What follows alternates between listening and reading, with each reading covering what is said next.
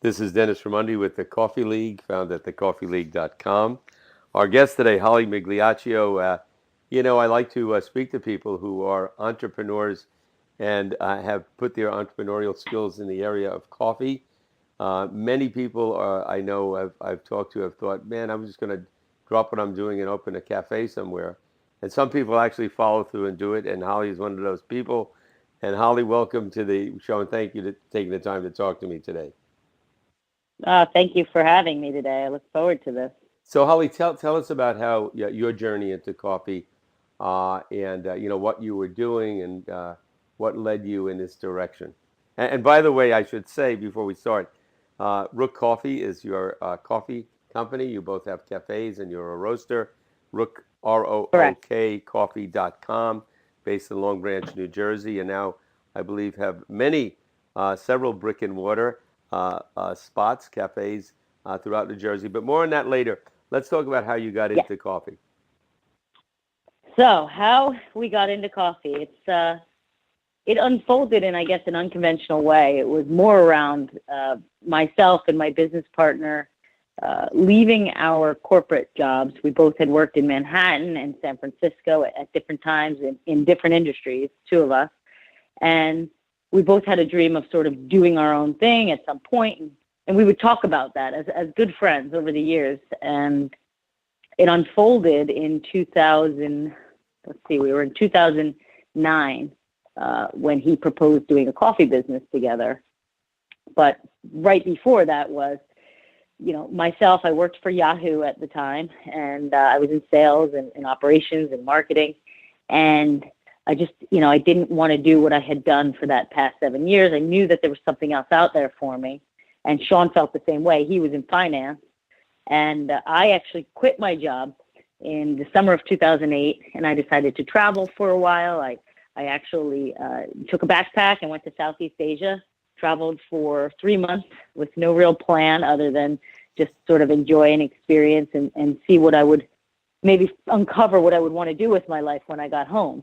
And I arrived home in March of 2009, and that's when Shawn proposed this coffee business. He said, I think you have the skill sets that I don't have, and I have the skill sets that you don't have that could balance a great business together.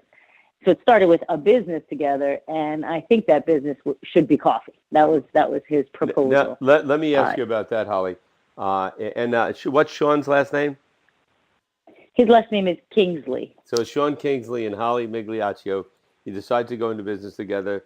You're at Yahoo. He's on Wall Street working, and you're going to do your own thing. What was did either of you, were either of you like coffee nerds or big coffee people before you got into it? Not per se. Well, he was more than me. He loves coffee. He knew coffee more than I did. I just knew I enjoyed a great cup of coffee. I didn't know why. I didn't know how. I didn't know the mechanics behind coffee and the nuances and why I liked what I liked. So we had a lot of work to do as far as product. Fortunately, he took on the product side of things, and I had a lot of learning to do myself. But it was funny. Before we started the business, of course, I drank coffee with cream and sugar, milk and sugar, or most likely a latte of some sort. And then, of course, when we're beginning the business, we're tasting all of these coffees, and it just like hit me. I don't like cream. I don't like milk. I like this product, and I sort of re-fell in love with coffee when we started the business, and I only drink it black now. Right. Now, did you? How did you learn about roasting? How did you learn about running a cafe? Did you study with somebody? Did Shawn provide that? Did you hire other people to do those things? So it was just the two of us. We didn't have any, a lot of money, I should say, to, hire people to help us. So it was the two of us. What we did do was, we invested our time. So he ended up leaving his job. And then, there's the two of us. It was about 9 months of just research. We would sit in my back porch. I had an enclosed porch at the time, and we had a couple of long plastic fold-out tables. And we would sit there 10 hours a day. He would come over every day, and we would research, and we would talk, and we would try to uncover all the parts and pieces we would need to build this business. And people would say, "What are you doing?" And all day long, it's like, you have no idea how much there's to learn. So we had to self-teach. There was no, now you could go to a roasting class and learn how to roast. I mean, that type of stuff did not exist. It was literally finding, blogs and reaching out to anybody who would answer a question on email, and figuring it out ourselves. I mean, we figured out 100% of the business on our own. Wow. And Holly, and I'm assuming a lot of people listening to this interview now are thinking, maybe I should drop my job. I've always wanted to open a cafe. I always wanted to be a roaster. I love coffee, whatever. And some people will do it, some people won't. But giving them an idea of how you approach it, at that time, did you have a vision of what you wanted to do? Was the idea to open one cafe? Was the idea to be a roaster? Was the idea to have many locations and expand it? What were you thinking then? What were your goals, or what would have been your mission statement then? Sure. I mean, originally the original thought process was, let's free ourselves from corporate America. That was the original thought process. And by doing that, we could, let's just get a coffee shop and we'll serve coffee. We did not have a vision of multiple shops in that original, call it business plan. We do have a business plan. I haven't looked at it in years, but I do remember it saying, we'll hire our first employee in 18 months. It would just be the two of us for the first 18 months. And we hired that first employee. It was about three or 4 months in. So we're like, throw out that business plan. Let's go. We're on fire. Let's move. But to be able to envision past just that freedom, there wasn't much. It was, well, if we could get this thing to maybe be a little cash cow and the two of us could live off of it and maybe support our families in the future. We didn't have families at the time. We do now. That was our goal. It was really it was probably more selfish, right? And were you thinking, when you opened that first cafe, were you thinking, hey, we're also going to roast and do wholesale, or were you just thinking retail? And how did you get customers? Did you use social media? What was your angle? So originally it was just a cafe and it was just coffee, and we wanted to do a great pour over. No one on the East Coast was really doing great specialty coffee at the time. And so our goal was we were going to go with a counterculture or Stumptown, or, try to get great coffee, great beans. And as we started to research and look for spaces, we were looking specifically in Brooklyn. And that's actually where the company name came from. Rook is inside the word Brooklyn. Right. And that was the original business plan. Let's open up in Brooklyn. We'll get great beans. We'll do a pour-over method and introduce more specialty to the East Coast. Thank goodness we didn't go that route. It was, the barrier to entry was just huge to try to get into New York or in the city. And we said, Monmouth County, New Jersey is pretty ripe and ready for something great. And it's our community, and we had been doing all the research and planning here back home. We said, let's just do a coffee shop back home. But if we do that, we'll have enough money to buy a small roaster, and we'll roast on our own right inside our shop. And that's how the roasting ended up coming into play. We didn't need as much money for, rent and operations. So we bought a roaster. And that was the first store. It was about 260 square feet. We still have that location, and we roasted inside that store. And we thought retail, and we'll do, if people had an office and they want to order our coffee, we wanted to do wholesale out of the gates. We didn't have a lot of planning around that at the time. It was really, hey, let's see who comes. We didn't even have a sign for the whole first month of business. No sign on the door. It was like, well, we'll just do this like soft sort of opening. We'll tell family and friends. And we did use social media. Fortunately, having worked for Yahoo, I was following what social media had done in its early days in Facebook, and I started early, and we started a page prior to opening, and just started gathering information and doing surveys with people we knew, and tried to engage anyone in our network.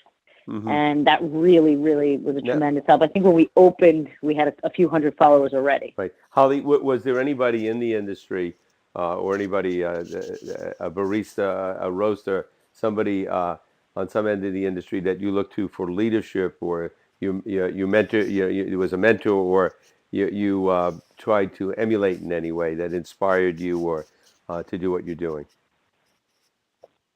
No one in particular. Mm-hmm. What we did was we didn't have those types of contacts to reach out and say, hey, so and so, friend of a friend, you have a coffee shop. Can you tell me what to do? Right, We right. didn't have those connections. So what we decided to do was, it was May. So he proposed this idea in March of '09, and it's May of '09. And we rented a car. We left from San Francisco, and we went to Seattle. Oh, no, we went to Portland first, then Seattle, then Vancouver. And we went to, you said you've been to hundreds Right. of shops recently. We went to just about 100, I think we Wow. tracked and kept track of It's easy to in 2 do. weeks. So now, did you have some favorite places in the Northwest that you visited? Oh man, I can't even remember anymore. Like, and I hope they're all still there. Hmm. I remember my first cold brew was in Seattle. I want to say maybe it was Mm-hmm. Portland. I have pictures of everything, but I think it was called like Third Stop or Third. Now I want to look it up. First Stop, but it was my first cold brew ever. Right. I'd had coffee. I Mm-hmm. had iced coffee, obviously, but never had cold brew before. And it was unbelievable. I was like, what is this product? Holy moly. We did our first cupping with, that was in Seattle, Mm-hmm. at Victrola in Seattle. And that was such a cool experience. I had this little 3-second clip of us cupping for the first time ever. And, that trip was a huge piece of our planning because it helped us decide what we wanted to do Right. with our plan and what we didn't want to do. And some of those things are vital to our model today. Some of the things we learned on that trip, a lot of the things we learned on that trip really have shaped us. Wow. And the other aspect of what you're doing that I'm curious about, because what I want to explore really is coffee and coffee culture. And I've interviewed people from, all over Europe and all over the United States and even Vietnam and Hong Kong and Japan, all coffee people.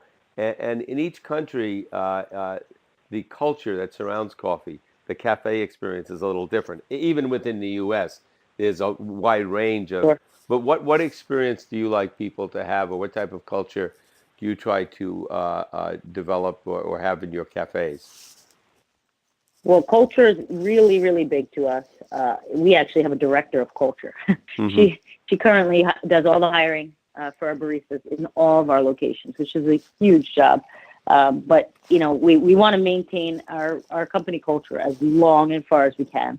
So that's been big. But we focus on the customer experience, and I know that just sounds canned, right? Oh, we're big on customer experience, but it's a different level. It's a level we call it over the top, but it's like that little tiny extra thing that you can do or say or emulate with a customer. It's a wink, it's a hey, it's a head shake, it's a Mm-hmm. good morning. It's a very, very human type of interaction that we're looking for. So in the hiring process, not looking for people who are coffee nerds and, we want you to drink coffee, but if you don't drink coffee, you can still work at Rook.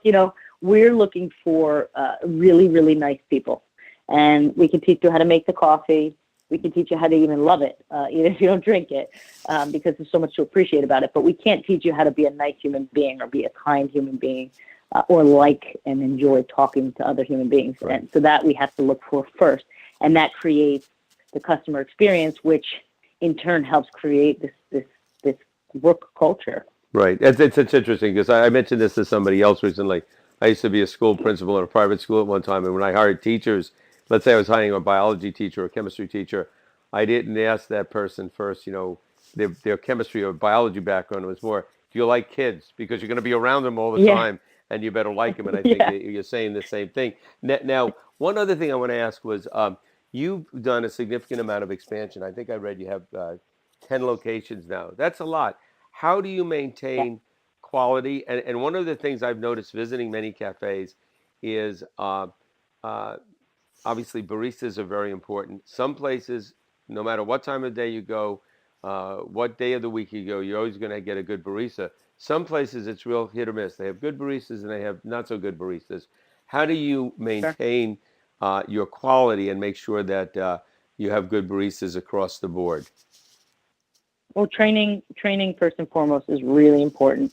Hmm. And we've built a training program that starts at our roasting facility. So because all of our locations are in New Jersey and Central Jersey, they're not so far that you can't come and spend a day at our original headquarters, our roasting facility. So you come to the roastery, you come into our training room, you have, do your paperwork, and then you get a presentation on the company, the history. We want you to understand where we came from. And from there, you'll learn how to make your coffees. And we do a lot here at the base, our home base. And then you go out and you learn, and we have a training program in place with the store managers and the assistant managers to help the baristas get up to speed. Right. So, of course, that's really important. And then, having checks and balances, having ways to sort of, not test, but hey, our director of culture will come through and she'll say, how's everything going? And just check in, not just your direct manager. Other people will come and check in on you to make sure you're having a really good experience at the company. So we try to keep everybody involved in what's going on at the home base so that they're, they don't feel like they're not in the know. What end of the business do you enjoy the most? Because I'm sure you have done every aspect of it. Yeah. Yes, I have. I've done everything from tiling a floor to working with the insurance company. I just came from 2 hours at the bank. So, I really enjoy the people part. It's harder and harder and harder for me to get to the stores, and it takes more time because I'm talking to customers and I'm talking to staff and maybe new staff that I haven't met yet. So it's changed a little bit. In the past I used to go in and just be able to talk to everybody, and now it's like I have to sort of. It's the evolution of my role has changed. So, but I do love people. I love the experience of people. I love human nature. I love when somebody takes a sip of our coffee and maybe it's in front of me. I'm like, so. And they're just like, this is amazing. To be able to make somebody happy with a simple cup of coffee and a smile, that's the pure joy for me. Hey, I've learned in my travels in the last few months, visiting many cafes, speaking to many people in the coffee world, many of the folks are motivated because it's for a lot of people, it's the happiest part of their day, whether it's in the morning or in the afternoon or the evening. They have their cup of coffee and they have their own little ritual, and it's energizing, and it's you see their eyes sometimes close and they just their face lights up. This is their coffee part of the day, and I'm even like that. My wife knows when I go in the kitchen to do my little pour over, and I do it I'm one of these guys that drinks coffee in the evening. Leave him alone. He really looks forward to this. So I think that's your ritual. It's my ritual. And let me also ask you about, since you guys roast and all, how do you go about sourcing? What do you look for? How do you approach that end of the business? Sourcing the beans. There's obviously many different ways to go about it. There's a lot of companies who may go just organic and or just fair trade, and we're not opposed to organic or fair trade coffees. In fact, when we can, we like to get them. But our approach has really been about the quality of the coffee. And, we'll go to the countries of origin. We've been all over the world at this point. We just sent a crew of 6 to Costa Rica last week that haven't been there before, but Guatemala, Nicaragua, Honduras. We just went to Sumatra, Colombia. So, we want to go. We want to meet with these farmers. We work with importers and exporters, and they work with each other to make sure everybody's happy. But to get to the farm level and see the farms and see how they're producing the coffee, and know, wow, that they take care of their crops, they take care of their people. I know year over year it's going to be a great coffee. You might see that at one farm, and then another farm you might go to, and there's garbage or trash in between the plants, and they don't know that that's going to affect their coffee. It might be great today, but if they aren't cleaning it properly, if they're not taking care of things, it's not going to be good in a few years. So you might not necessarily want to build a long-term relationship with that type of farm. It's really that's the quality is like so vital to us. So getting to those farms and seeing what we're buying consistently is really important to us. How many roasters do you have? You have 10 locations. I'm assuming you do a wholesale business as much. You must have many baristas, but how many roasters do you need to run an operation like that? We have one head roaster, Mm-hmm. and two assistant roasters. Mm-hmm. So, depending on the day. But we have a 70-kilo Loring, and believe it or not, we haven't wholesaled. When we came out of the gates, and I said, we'll do offices, we'll do retail, we'll do wholesale. And we came out of the gates, he said, let's wholesale. So we sold our coffee to a couple of cafes or bakeries, and people would taste it at the bakery and then come back and say, I tried it there, and it just doesn't taste the same.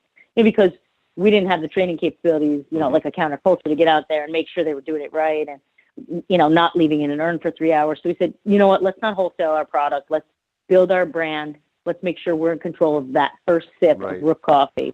And now this is we just entered year 8. Our 8-year anniversary was a couple weeks ago. And we decided we're going to begin wholesaling right now, actually, in the next few months, just to grocery stores. We have our bags of coffee and our bottles of cold brew that are just, flying off the shelves in our shops. And that's something, if you take it home, you can blame it on yourself for messing it up. Right. You can't blame us. But, I think people, especially in New Jersey and starting from the tri-state area, now know our brand enough to say, I know that coffee brand. I know it's of quality. Let me try it at home. Versus in the past where they might try it at somebody else's place, not like it, and then never try it again. Right. So we're gearing up for wholesale. But, we have 3 roasters. We have a cold brewery team as well. That we're brewing all of our own cold brew here. And, production is rocking and rolling every day. Right. That's great. And anybody that's in the food business, and coffee is in the food business, I know it's a 24-hour, 24/7, 365-day-a-year business. But let me ask you this. I'm curious, and you may not know the answer to this, but in any of your cafes, what percentage of people come in and get an espresso? What percentage of people come in and get, espresso with milk, a latte, or a cappuccino? Do many people get pour-over? Yeah. I might shock you here. I'm going to shock you here. This is going to be crazy. We don't have any espresso. Okay. We are strictly pour-over. Pour-over. Okay. The whole business. And we get them out faster than you'd think. And cold brew. So we have pour-over coffee. We have 9 different single origins. There's no blends on our menu. We do a New Orleans style, which has the chicory in it with a dark roast. We typically use a Sumatra, and that's really popular in our stores. But our cold brew sales are getting there. They're not half of our business, but they're getting there. Wow. And when you do pour over, what do you use? Do you use a V60? Do you have your own device? What do you usually use for that?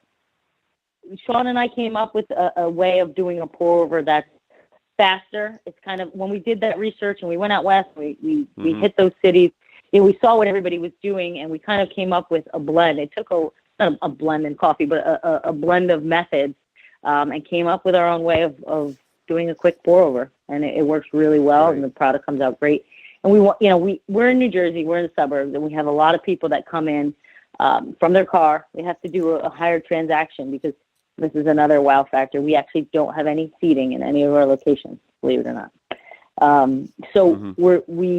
We have to get those coffees out fast, and because of where we are, they want a big cup. It's, I don't understand it, but people want 20 ounces of coffee in their hand, in their car, on their way to work. It's hard for me to finish, 10 ounces personally in a shot, but yeah, we have a 16 ounce and a 20 ounce cup, and yes, pour over only. That's great. And I have to ask you, what are your coffee drinking habits? What do you have in a day? Personally, at home and even in the office, we have, I love using the AeroPress. I don't need a lot of coffee, so, we have a V60, we have a B-House. Every night, you do? Yeah, I'm one of those people that has a cup of coffee before he goes to bed.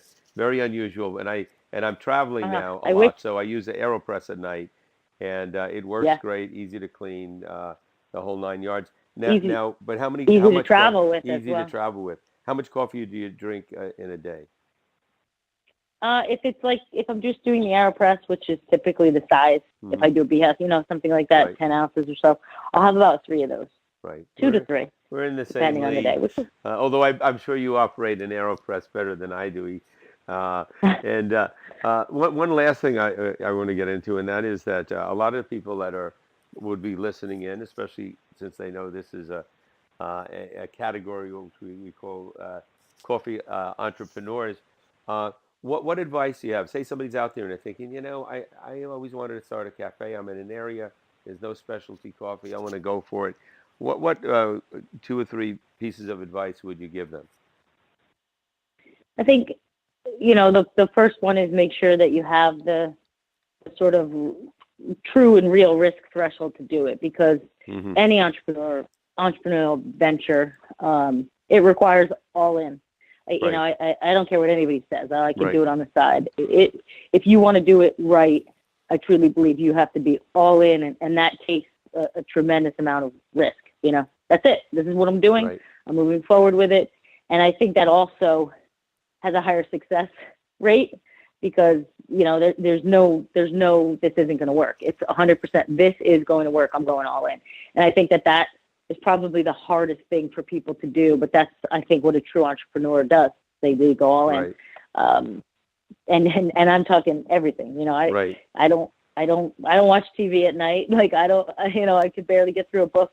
I'm all in, and I love it. You have to also love it. It can't just be like, oh, to be an entrepreneur, I want to launch this business, and you have to love doing it. Love that sort of the excitement of the ride. There's really no end. So there's that on the entrepreneur side, and I think doing something that will have you wake up and be happy every day. Make sure that it's about that and it's not about money. Like, oh, I think I'll be a millionaire if I could do this business. Make sure it's truly about something that you're going to love waking up doing, because that's what life is really Right. about. Holly, You wake up and you're psyched. Holly, that's great advice, and I can tell you, like from my side, I've been doing radio and podcasting for a while now, and I decided, I was doing a lot of political stuff and all, and I just wasn't enjoying it. I said, let me go for some area I like, and my wife says, you love coffee, why don't you? And so then I was going to do a series on coffee, and the series spun off into a podcast blog and the whole thing. So I appreciate that advice that you're giving. I think that's important for everybody. So, Holly, thank you so much for your time. Rook Coffee, found at Rook Coffee, ROOK coffee.com, based in New Jersey. Monmouth, New Jersey is where it started. I'm looking forward to coming to one of your cafes. I'm originally from New Jersey, and I get in that area, and it's a great area. You're close to the Jersey Shore or in the Jersey Shore. And Yeah. if you're in that area, go there and get some great cold brew or pour over. And I'm looking That's forward to it. So thanks again for your time. Thank you so much, Dennis. I Great. really appreciate it. Great.